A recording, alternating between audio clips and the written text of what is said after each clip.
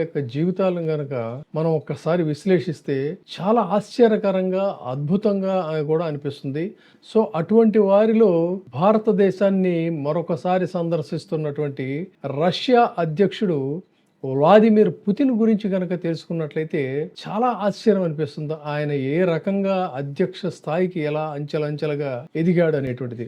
ఒక గూఢచారి, మామూలు గూఢచారి కూడా కాదు. ఆ రోజుల్లో ప్రపంచంలోనే సిఐఏ అంటే అమెరికన్ గూఢచారి శాఖ, కేజీబీ అంటే యుఎస్ఎస్ఆర్కి సంబంధించింది. అంటే అప్పటికింకా విడిపోయినటువంటి రష్యా, యుఎస్ఎస్ఆర్. సో అలాంటి ఈ రెండు కూడా ప్రపంచాన్ని గజగజలాడించినటువంటి గూఢచార సంస్థలు. అటువంటి గూఢచార సంస్థలో గూఢచారిగా పనిచేసినటువంటి వ్యక్తి ఈ వ్లాదిమిర్ పుతిన్. చాలా ఒక దృఢమైనటువంటి వ్యక్తి. అలాంటిది ఒక రష్యన్ ఏజెంటు, గూఢచారి ఆ దేశానికే అధ్యక్షుడిగా ఎదిగాడు అనేటువంటిది తెలుసుకుంటే చాలా ఆసక్తికరంగా ఉంటుంది.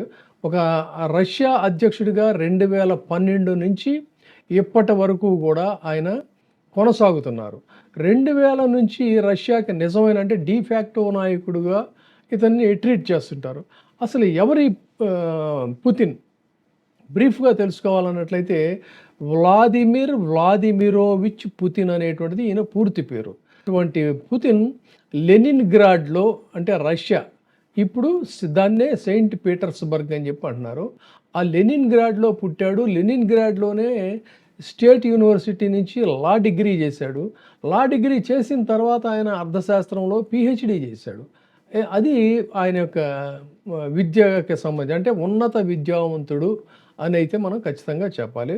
కుటుంబ నేపథ్యం తీసుకోవాలన్నట్టయితే ఆయనకి 2 కుమార్తెలు ఉన్నారు, మరియా, కెథరీనా. వీళ్ళిద్దరూ కూడా కూతుళ్ళే. ఇక ఈ పొలిటికల్ జర్నీ ఎలా సాగింది అని కనుక తీసుకున్నట్లయితే ఆయన జీవితాన్ని ప్రధానమైనటువంటి 3 దశలుగా మనం పేర్కోవాలి. ఫస్ట్ ఏంటంటే గూఢచార వృత్తి. కేజీబీ సంస్థలో 1975 నుంచి 1991 వరకు కేజీబీ గూఢచారిగా ఈయన పనిచేశాడు. పనిచేసినప్పుడు చాలా సమర్థుడైనటువంటి ఏజెంట్గా ఆయన దాదాపుగా 16 సంవత్సరాలు ఈయన విదేశీ గూఢచారిగా పనిచేశాడు. 85 నుంచి 90 వరకు తూర్పు జర్మనీలో డ్రెసెండ్లో కూడా ఆయన పనిచేశాడు. సో ఆయన లెఫ్టినెంట్ కల్నల్ ర్యాంకుతో కేజీబీ నుంచి ఆయన బయటికి వచ్చాడు. అంత దాకా కూడా ఆయన 16 సంవత్సరాలు వివిధ శాఖల్లో పనిచేసినటువంటి పరిస్థితి. సెయింట్ పీటర్స్బర్గ్, క్రెమ్లిన్, ఈ రెండు కూడా, అంటే కేజీబీ నుంచి వైదొలిగిన తర్వాత ఆయన సెయింట్ పీటర్స్బర్గ్ అంటే అప్పటి లెనిన్గ్రాడ్లో తన యొక్క జీవితాన్ని ప్రారంభించి 96లో ఆయన మాస్కోకి వెళ్ళి అక్కడ అధ్యక్షుడు బోరిస్ ఎల్సిన్, మామూలుగా బోరిస్ ఎలిట్సిన్ అంటారు, మనం ప్రొనౌన్సియేషన్ ఎల్సిన్ అని అనాలి. బోరిస్ ఎల్సిన్ దగ్గర అడ్మినిస్ట్రేషన్లో ఆయన చేరారు. చేరి అక్కడ తన సమర్థతను చాటుకున్నారు. 1998లో ఆయన ఫెడరల్ సెక్యూరిటీ సర్వీసెస్ అంటే ఎఫ్ఎస్బి, కేజీపీకి సంబంధించినటువంటి దాని వారసుడుగా అనుకోవాలి చెప్పాలంటే, అక్కడ ఆ విధంగా ఆయన డైరెక్టర్గా నియమితులయ్యారు. అంతవరకు అదొక జర్నీ. 99 నుంచి భద్రతా మండలి సెక్రటరీగా, అంటే secretary of the security council పదవి కూడా ఆయన నిర్వహించారు. తర్వాత ప్రెసిడెంటు, ప్రధానమంత్రి 1999 నుంచి ఇప్పటి వరకు కూడా ఆయన ఇక రాజకీయంగా ఆయన ఒక మార్పు జరిగిందని చెప్పాలి. ఎలా జరిగింది ఈ మార్పు అన్నట్లయితే 1999లోనేమో ఆయన ప్రధానమంత్రిగా నియమితులయ్యారు. నియమితులైన తర్వాత డిసెంబర్ 31, 1999న బోరిస్ ఎల్సిన్ రాజీనామా చేసిన తర్వాత ఆయన బాధ్యతలను స్వీకరించారు. అంటే అధ్యక్షుడిగా ఆయన తాత్కాలిక అధ్యక్షుడిగా అని అనుకోవాలన్నమాట. ఆ తర్వాత 2000 సంవత్సరం నుంచి 2008 వరకు రష్యా అధ్యక్షుడిగా ఈ 2 సంవత్సరాలు కూడా ఆయన తన అధికారాన్ని కంటిన్యూ చేశారు. చేసిన తర్వాత ఇక్కడే తన సమర్థతని నిరూపించుకునేటువంటి అవకాశం వచ్చింది. అంటే ఆర్థిక వ్యవస్థ పూర్తిగా చిన్నాభిన్నమైపోయినటువంటి పరిస్థితుల్లో ఆ ఆర్థిక వ్యవస్థని గాడిలో పెట్టడం కోసం చమురు ధరలకు సంబంధించి ప్రధానంగా ఆయన దృష్టి కేంద్రీకరించారు. సో, ఆయనకున్నటువంటి పరిమితుల్లోనే అప్పటి ఉన్నటువంటి ఆ టైంలో ఎవరు ఉన్నది? Dmitri Medvedev. మెద్వదేవ్ అధ్యక్షుడిగా ఉన్నాడు. ఉన్న తర్వాత అక్కడ నుంచి అందులో కొంత ఒక రకమైనటువంటి ఒక సంక్షోభం అనేటువంటిది మొదలైంది. మొదలైన తర్వాత ఆ సంక్షోభాలను వాటన్నిటినీ కూడా అధిగమించి 2012లో ఈయన తిరిగి మళ్ళీ అధ్యక్షుడిగా ఎన్నుకోవడం. 2014లో అక్కడి నుంచి స్పీడ్ పెంచాడు. వీళ్ళకి మెయిన్ కాన్సంట్రేషను యుఎస్ఎస్ఆర్ విడిపోయిన తర్వాత ప్రధానమైనటువంటి ఇది వాళ్ళకి కావాల్సింది ఏంటంటే క్రిమియా. క్రిమియా అనేటువంటిది రష్యాకి కావాలి. క్రిమియాని ఏదో రకంగా స్వాధీనం చేసుకోవాలి, అక్కడ మన పాగా వేయాలనేటువంటిది అమెరికాకి సంబంధించి. సో, ఇక్కడే ఒక ఘర్షణ అనేటువంటిది మొదలైంది. ఎలా ఉంటే మళ్ళీ ఈయన 2024లో మళ్ళీ అధ్యక్షుడిగా ఎన్నికైనటువంటి పరిస్థితి.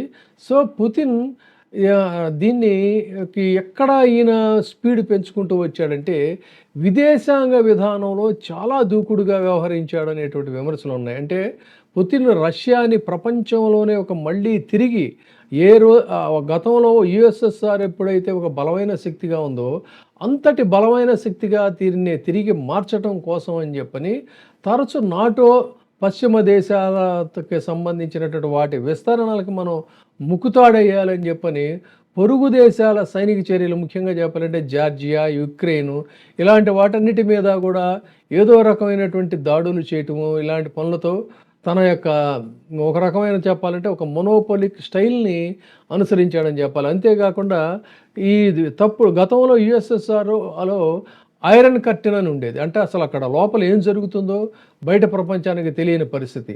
కానీ పెరిస్ట్రోయికా అనేటువంటిది వచ్చిన తర్వాతే ఈ లిబరలైజేషన్ వచ్చింది. ఫలితంగానే యుఎస్ఎస్ఆర్ ముక్క చెక్కలైనటువంటి పరిస్థితి.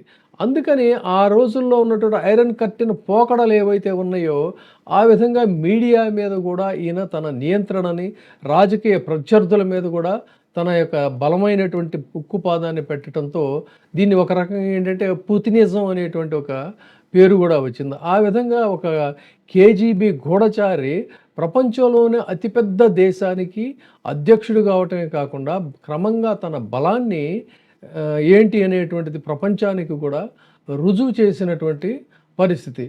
అయితే ఈయనకి అసలు ఈయన ఎలా అయ్యాడు అని చెప్పాలంటే ఆయన గురువు లెనిన్గ్రాడ్లో స్టేట్ యూనివర్సిటీలో తన పూర్వ ప్రొఫెసర్ అయినటువంటి ప్రముఖ సంస్కరణవాద నాయకుడు అనటోలీ సోబ్చాక్తో ఈయన అప్పట్లో మెల్లగా సలహాదారుగా చేరి అక్కడ నుంచి ప్రజాస్వామ్యబద్ధంగా ఎన్నికైనటువంటి మేయరు తో అక్కడి నుంచి కొన్ని పదవులు చేపట్టడం, ఇలా క్రమక్రమంగా తనకు కలిసి వచ్చినటువంటి అవకాశాలన్నింటినీ కూడా అందిపుచ్చుకుంటూ క్రమంగా ఆయన ఎఫ్ఎస్బి రిటైర్ అయిన తర్వాత కేజీబీలో ఎఫ్ఎస్బి డైరెక్టర్గా అవ్వడం, ఆ విధంగా క్రమంగా ఇదయ్యాడు. ఎప్పుడైతే ఎల్సిన్ ఆరోగ్యం క్షీణించటం అనేటువంటిది మొదలైందో అప్పుడు రష్యా ఎదురు చూస్తుంది, మనకంటూ ఒక బలమైన నాయకుడు కావాలి, ఎవరున్నారు ఈ బలమైన నాయకుడు అన్నప్పుడు ఎల్సిన్ అప్పటి ప్రధానమంత్రిని తొలగించి పుతిన్ని కొత్త ప్రధానమంత్రిగా చేయటం.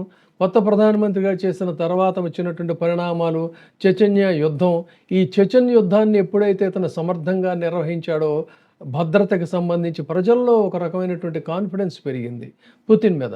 దాంతో ఇతను మెల్లగా ఎల్సిన్ రాజీనామా చేసిన తర్వాత ఈయన అకస్మాత్తుగా రాజీనామా చేశాడు, బోరిస్ ఎల్సిన్. దాంతో అప్పుడు పుతిన్ తాత్కాలిక అధ్యక్షుడిగా బాధ్యతలు స్వీకరించడం, అక్కడ నుంచి తన యొక్క పొజిషన్ని క్రమంగా స్థిరం చేసుకోవటం అనేటువంటిది, ఇలా అంచెలంచెలుగా తన యొక్క ప్రస్థానం అనేటువంటిది సాగింది. ఇది భారత్కి రష్యాకి ఉన్నటువంటి అనుబంధం ఎవరున్నప్పటికీ కూడా ఆ రోజున ఇందిరాగాంధీతో కావచ్చు, అంతకుముందు నెహ్రూ గారితో కానీ, తదనంతర కాలంలో వచ్చినటువంటి ప్రధానులతో కూడా భారత్కి రష్యాకి ఉన్నటువంటి బంధం చాలా బలమైనటువంటిది. పుతిన్కి ప్రత్యేకంగా చెప్పాలంటే భారత్తో ఇవాళ వాణిజ్యం అనేటువంటిది అద్భుతంగా ఉంది. అమెరికా అధ్యక్షుడు ట్రంప్ విధించినటువంటి ట్యాక్సుల కారణంగా కొన్ని ప్రైవేట్ సంస్థలు ఈ చమురు దిగుమతులను తాత్కాలికంగా కొంత తగ్గించుకున్నా కూడా ఇప్పటికీ కూడా సింహభాగం ఇండియానే కాబట్టి ఇండియాతో ఇంకా ఆయన కొన్ని ఒప్పందాలు చేసుకునేటువంటి దీనికి తిరిగి మళ్ళీ వస్తున్నటువంటి నేపథ్యం. సో ఆ విధంగా ఒక గూఢచారి ప్రపంచంలోనే అతిపెద్ద దేశం, అది కూడా ఇక్కడ ఆసక్తికరంగా చెప్పుకోవాల్సింది ఏంటంటే యుఎస్ఎస్ఆర్ అనేటువంటిది 15 ముక్కలైపోయింది. 15 ముక్కలైపోయి అమెరికాకి సవాల్ విసిరినటువంటి యుఎస్ఎస్ఆర్ అంతర్గతమైనటువంటి సమస్యలతో, ఆర్థిక సంక్షోభంతో 15 ముక్కలైపోయిన తర్వాత కూడా అందులో ఒకటైనటువంటి ముక్కగా ఆవిర్భవించినటువంటి రష్యా తిరిగి మళ్ళీ ఒక బలమైన శక్తిగా అమెరికాకి సవాలు విసిరేటువంటి స్థాయికి తీసుకెళ్లడం అనేటువంటిదే పుతిన్ యొక్క సమర్థతకు తార్కాణంగా కూడా మనం చెప్పుకోవచ్చు. ఇది క్లుప్తంగా పుతిన్ యొక్క నేపథ్యం. ఇప్పుడే సబ్స్క్రైబ్ చేయండి, లైక్ చేయండి, షేర్ చేయండి. VTV ప్రైమ్, నీ ఉత్తమాభిరుచుల సమ్మేళనం.